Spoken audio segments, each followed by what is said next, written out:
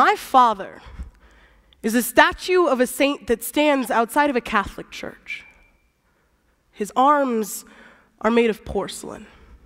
His spine, crafted from the unholiest parts of church pews, he is hollow, infallible, but also the things that birds poop on, karma. See, it is his burdens that weigh him down, that keep him from flying away with the wind, that keep him grounded and silent. And I guess you could call him St. Matthew, because I go to him for confession. Forgive me, Father, for I have sinned. I have taken the splinters out of your spine and put them in my throat. I wanted to be as sturdy as you, but all I wound up with was a mouthful of secrets that you couldn't even tell the Pope, Father. Was it all of your confessions of your past transgressions that have turned you into stone? Is that why you don't come home anymore, Father? The marble has worked its way around my feet. I can't be just another statue, Father. Forgive me, for I've sinned. I've drilled holes in your ears where the barricades used to be and put them where my halo used to sit, Father. When I speak, does it remind you of the wedding bells that you will never hear again? Is that why you don't say anything back, Father? The marble has worked its way up to my hips. It is too heavy to bear. I can't be just another statue. Forgive me, Father, for I have sinned. I've taken the hollowness of your arms and wrapped them around my tongue. And when you hold me, do you feel the weight of her too? Is that why you don't hold me anymore, Father? The marble is just too heavy to bear. I can't be just another statue. Forgive me, Father, for I have sinned. I've taken all of the things that have painted you beautiful and sewed them into my smile. Do you even do that anymore? Is that why I haven't seen the inside of a church since the day I was born? Does it remind you too much of your humanity to kneel before a crucifix resurrected in your shoulders? Father, can you breathe now? Forgive me, Father, for I've sinned.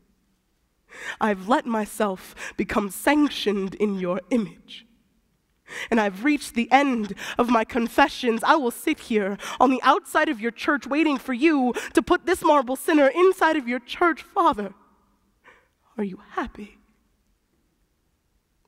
Please, Father, will you remember me?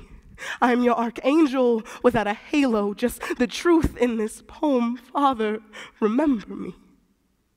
Will you remember me broken and humbled? Just remember me, Father. Remember me.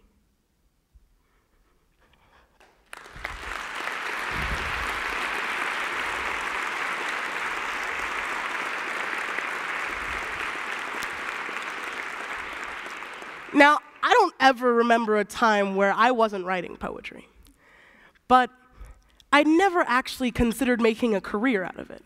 And it wasn't until my mother brought me down to the Mercury Cafe on Valentine's Day. I mean, of all days, Valentine's Day. And she gave me some of the most important advice I'd ever heard in my life. She said, just sit and listen. So I did.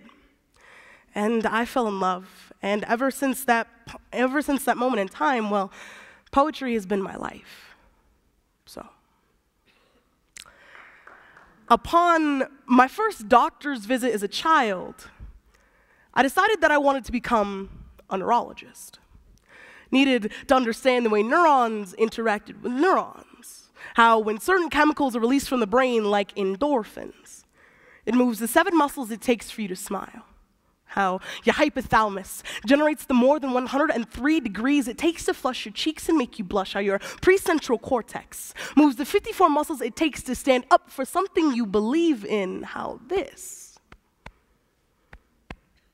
moves the 72 muscles in my throat to speak and tell you that I love you, but of course, you already have that written in the muscle memory of your heartbeat.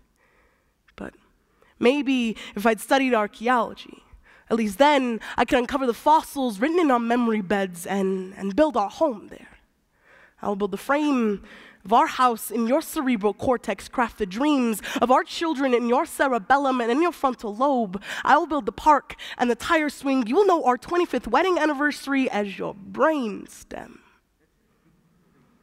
And in your temporal lobe, the one that controls your thoughts and things, well, I will know that when you think of all the reasons to stay with me, that they travel faster along your neurological highways than the 1,300 miles that separate our tongues. But maybe I should have been a foreign language major, because you always fell in love the way te quiero, te amo, querida rolled off my tongue. But maybe if I said it in French, if I said je t'aime, mon chéri, chouchou, maybe it would be for tonight. But maybe